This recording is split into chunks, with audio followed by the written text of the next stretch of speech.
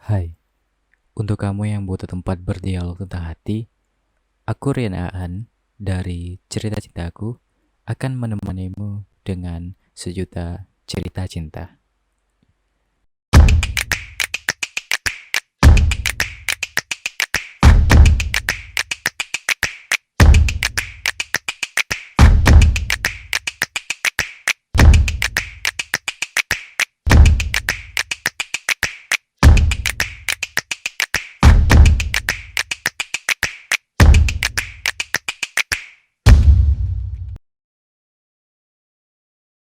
Semua orang pasti pernah merasakan cinta pertama. Berawal dari mengagumi, berakhir menjadi jatuh cinta. Tetapi tidak pernah mengungkapkan rasa cinta itu. Dan pada akhirnya, rasa itu hanya terpendam di dalam hati saja. Di episode 3 kali ini, aku mengangkat judul Mencintai Dalam Diam. Mungkin kalian yang dengar atau tonton video podcast ini pernah merasakan ada di posisi ini. Pilihannya ada dua sih. Kalian ingin mengungkapkan rasa itu atau bahkan kalian memendamnya mungkin bertahun-tahun. Seperti cerita cinta kali ini, aku dapat kiriman sebuah cerita cinta dari salah satu mahasiswi di perguruan tinggi di Kota Pekanbaru. Nah, dia ingin menyembunyikan namanya, dan untuk namanya aku beri nama Ana. Mungkin Ana ya. Ana ini menceritakan kisah dia dari 7 tahun yang lalu. Jadi cerita ini dimulai sejak dia pertama kali masuk sekolah di sekolah menengah atas atau SMK. Nah, dulu itu lagi tren-trennya mempunyai gebetan gitu. Jadi Ana ini membantu temannya untuk dapat gebetan gitu. Jadi Ana ini mencari pasangan untuk temannya lah gitu ya. Dan singkat cerita, Ana ini akhirnya dapat gebetan untuk teman dia. Dan kisahnya mulai dari sini nih. Dan akhirnya malah si Ana ini yang suka dengan gebetan yang dicarinya untuk temannya. Nah, si Ana ini akhirnya mencari segala sesuatu tentang cowok ini. Dan akhirnya justru membuat dia makin mengaguminya, makin suka dengan si cowok ini. Dan beruntungnya temannya si Ana ini malah tidak mau dengan cowok yang dipilihkan oleh si Ana. Ya, karena selera itu masing-masing, ya gak sih? Kita lanjut cerita. Nah, akhirnya si Ana ini mulai mencari tahu tentang si cowok ini, tinggal di mana, terus dia kelas berapa, namanya siapa, motornya apa, bahkan sampai plat nomornya dia ingat gitu. Lalu ternyata sama-sama di kelas 1, tapi bedanya si Ana ini SMK dan si cowok ini SMA. Karena di Pekanbaru itu ada sekolah yang SMA, SMK, SMP itu ada di satu pekarangan gitu. Nah, akhirnya berjalan waktu, ternyata si cowok ini satu organisasi di sekolahnya. Emang berbeda antara SMK dan SMA, tetapi mereka itu saling menyatu gitu karena sekolahnya, lingkungannya di situ aja. Nah, akhirnya si Ana ini dapat kontak si cowok. Nah, dulu kan zaman-zaman 7 tahun ke belakang itu masih BBM ya, BlackBerry Messenger. Dan akhirnya si Ana ini dia nggak minta secara langsung dan juga nggak minta dengan teman-temannya si cowok. Jadi si Ana ini ngambil kontak si cowok ini dari teman cowok itu. Jadi nggak minta secara langsung. Ya dong, masa cewek maksudnya, masa cewek yang duluan minta gitu kan, gengsi ya, cewek mah gengsi. Dan akhirnya si Ana invite si cowok dan diterima. Jadi Ana ini untuk awal chat dia nggak mau kelihatan bahwa dia itu suka. Jadi istilahnya cek sinyal gitu. Si Ana ini salah kirim pesan dan akhirnya berawal dari salah kirim pesan itu kisah ini berlanjut. Tapi tidak berlanjut seperti yang kita harapkan. Nah, itu panjang ceritanya. Jadi aku akan ceritain pelan-pelan. Akhirnya si Ana ini mulai chatannya itu sekitar 3 hari sih yang diceritakan oleh Ana. Karena ya cowoknya ini sih open, cuman enggak. Jadi kalau si Ana buka topik, ya si cowoknya respon. Tapi jarang si cowoknya buka topik. Ya mungkin nggak tahu juga sih alasannya kenapa. Tetapi ada di satu momen ketika ada di satu acara di ruangan yang sama. Ini lucu nih, si cowok nggak nyapa si Ana dan si Ana pun otomatis nggak bakal nyapa si cowok dong. Nah, yang lucunya setelah acara selesai, malah si cowok ngechat, "Hai, kok nggak sapa aku tadi?" Lucu dong, masa perempuan gitu yang nyapa duluan? Ya harusnya cowok. Nah, di sini mulai kebingungan, terutama aku, karena dia itu biasa-biasa aja, tapi kayak ngasih harapan gitu. Kalau aku ada di posisi cowok, ya aku ini suka dengan si cewek ini, tetapi enggak untuk memiliki mungkin ya. Ya seperti itulah kira-kira. Tapi ya itu yang dilakukan si cowok. Dia itu kayak tarik ulur gitulah. Dan pada akhirnya si Ana ini malah makin mengagumi si cowok itu dengan si cowok ngechat si Ana bilang, "Hai, kok nggak sapaan tadi?" Jadi dengan kata-kata "hai, kenapa tidak sapaan" itu si Ana ini malah menjadi semakin mengagumi si cowok. Dan akhirnya cerita ini berjalan lanjut. Udah di semester maksudnya sudah di kelas 2. Di kelas 2 ini tiba-tiba, nggak tiba-tiba sih ya, si cowok ini udah ada pasangan.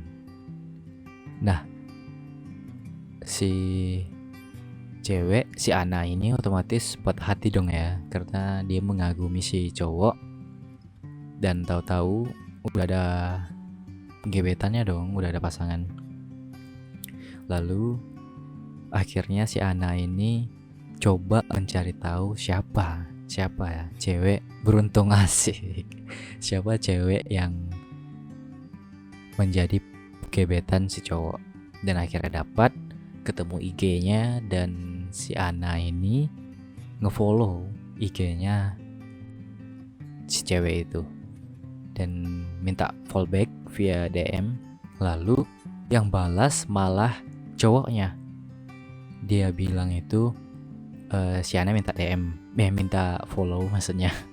Minta follow, dan si cowok si akun Instagram si cewek itu ngebalas, ya oke. Ini si cowok itu ini tit anggap aja namanya Asep ya. Ini Asep. Wah, otomatis si Ana ini terkejut dong. Loh, kok Asep yang balas gitu.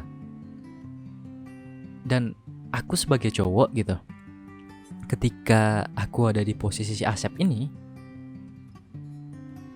aku merasa bahwa si Ana ini otomatis ada rasa ke aku gitu. Karena si Ana ini sampai ngefollow cewek aku sekarang, istilahnya kalau aku ada di posisi cowok itu ya. Otomatis udah tahu dong apa maksud dari cewek ngefollow cewek kita. Itu ada maksud pastinya. Gak mungkin si cewek ngefollow cewek kita yang gak ada maksud. Dan aku agak sedikit bingung sih, si cowok ini maunya apa sih gitu. Karena dia kayak memberi harapan, tapi di satu sisi dia menolak gitu istilahnya. Dan iya gak sih kayak gitu, ngasih harapan tapi kayak diberi pertanyaan, jadi kita bertanya-tanya gitu, dia mau gak sih ya sama kita, atau aku bilang aja gitu. Tapi di satu sisi ya dia gak beri harapan. Bingung sih kayak gitu. Dan ada satu momen, ya menurut aku sih momen ini sangat epic banget gitu. Epic banget halunya. Jadi si Ana ini cerita bahwa ketika ada ekskul basket, nah si cowok ini nyamperin dan ikut main basket, dan otomatis mereka main bersama.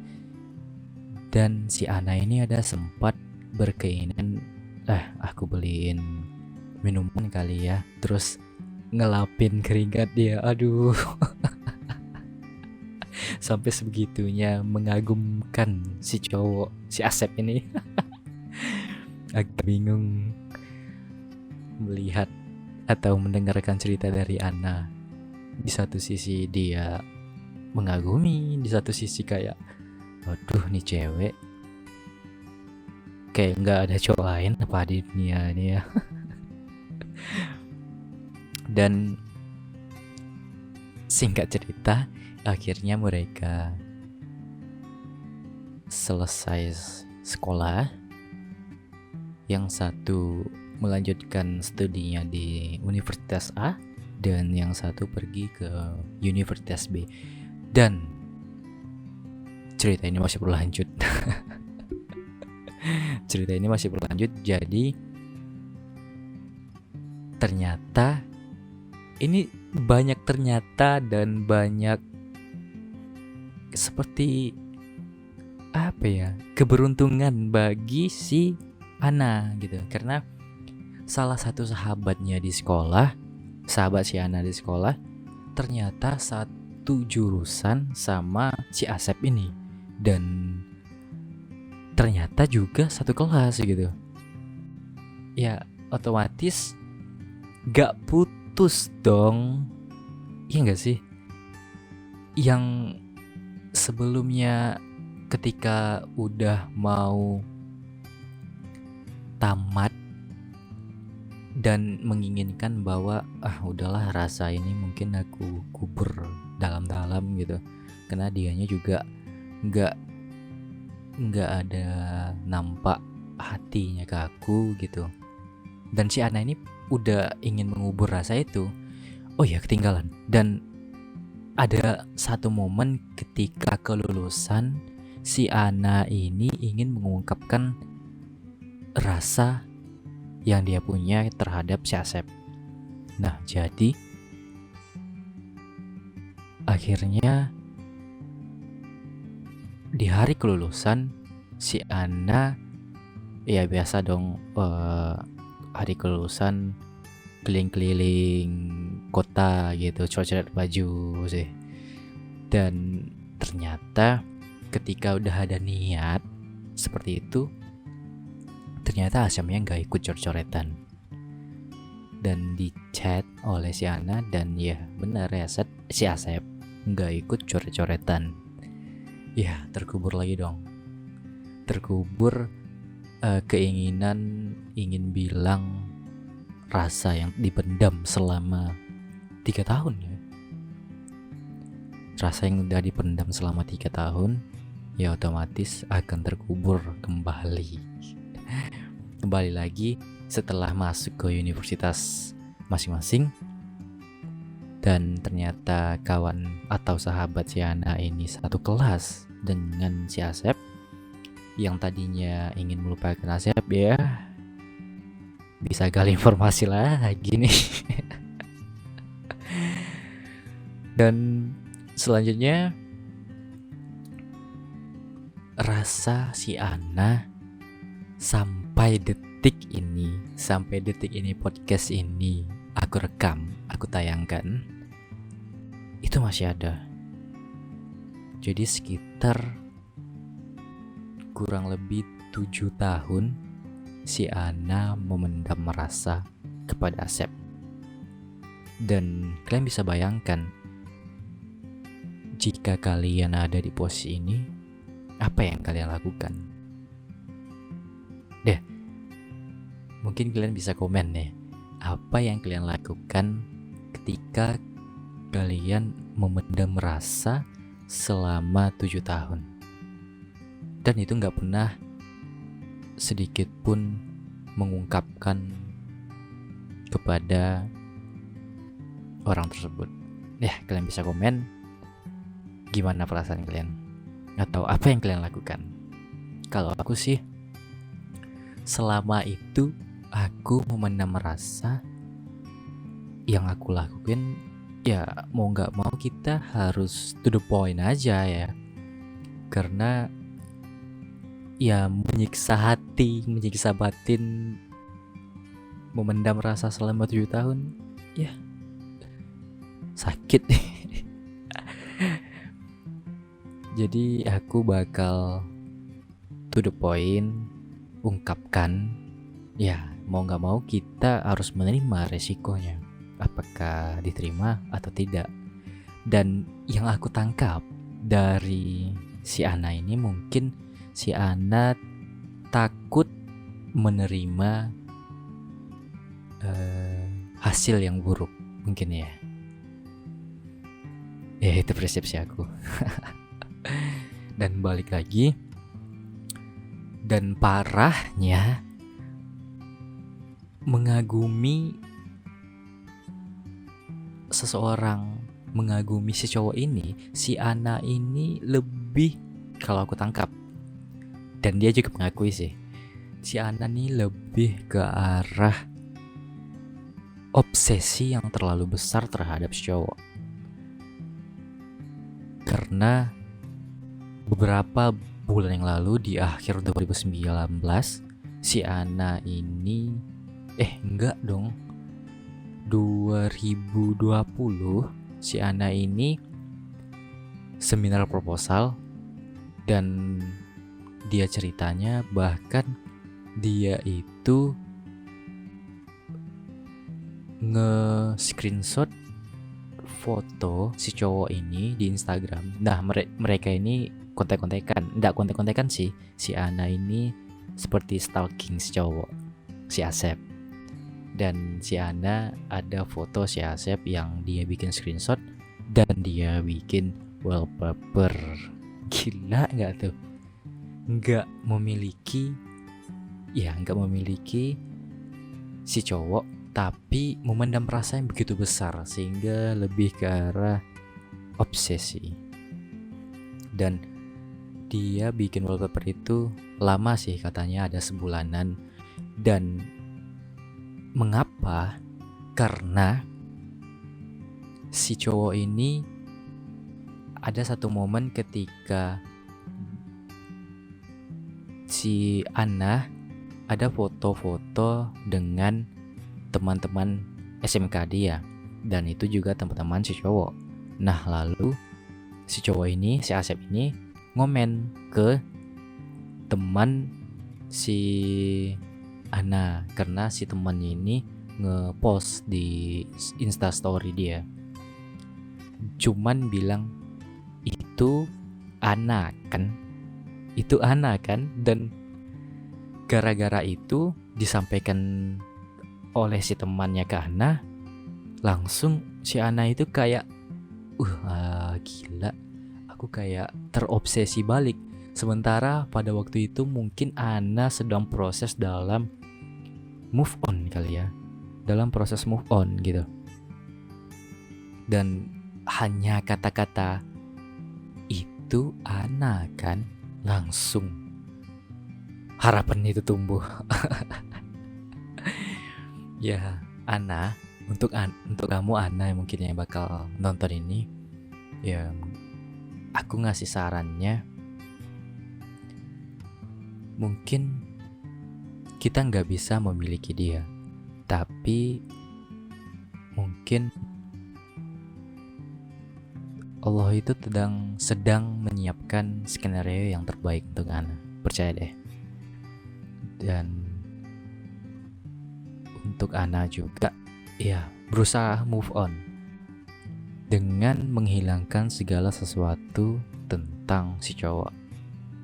Karena dengan menghilangkan itu mungkin Ana bisa move on. Dan untuk kalian juga yang mungkin sedang ada di posisi ini, ya udah move on deh. 2020 lah ini.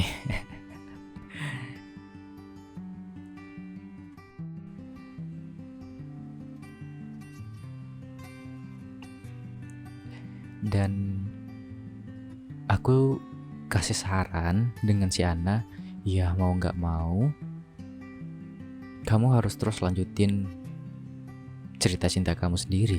Dan itu semua kamu yang nentukan, apakah endingnya bahagia atau bahkan endingnya sama seperti yang sudah-sudah. Dan untuk perihal si Asep, kamu harus benar-benar gini, maksudnya dia ini kan ada sahabatnya yang satu kelas dengan si Asep di kampus. Nah, mungkin bisa dengan perantara temannya ini memintakan atau menanyakan kepada si Asep perihal gimana pendapat Asep kalau ada perempuan yang udah memendam rasa sejak lama kepada Asep. Aku nyarannya seperti itu sih.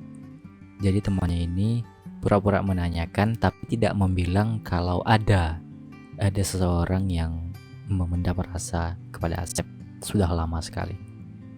Dan itu harus benar-benar si Ana ini menyaksikan dengan via telepon gitu.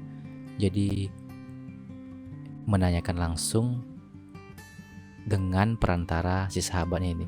Dan jika jawabannya ya mungkin jawaban si Asep mungkin ya aku bisa aja sih memulai atau bisa aja sih mulai mencari tahu siapa orang itu. Dan jika dia si Asep ini bilang ya aku mungkin respect terhadap perempuan itu, ya mungkin si Ana ini bisa masuk gitu, langsung ajak si Asep bicara dan ya mengungkapkan rasa yang dipendam selama 7 tahun.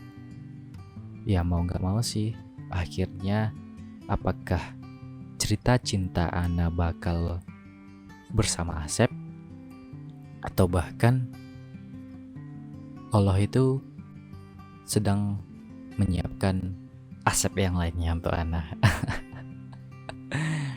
Dan udah 20 menitan lebih. Mungkin ini udah ada di akhir episode. Untuk episode 3 kali ini berakhir sampai di sini dulu. Untuk kalian, tunggu episode selanjutnya dari cerita cintaku. Dan untuk kalian yang ingin bercerita tentang cerita cinta kalian bisa kirim cerita cinta kalian melalui email. Email nanti aku akan letak di deskripsi. Kalian bisa kirim formatnya, judul, dan kontak yang bisa aku hubungin. Itu formatnya atau filenya berbentuk voice note atau rekaman suara yang kalian kirim melalui email. Semoga puasa kalian semua aman, full pahala yang kalian dapat. Selamat menjalankan juga bagi yang menjalankan. Dan di tengah pandemik seperti ini, selalu jaga kesehatan, cuci tangan, dan tentunya hindari aktivitas-aktivitas yang ada di luar. Semoga kita selalu diberi perlindungan oleh Allah yang Maha Kuasa. Sampai di sini dulu. Sampai jumpa. Bye.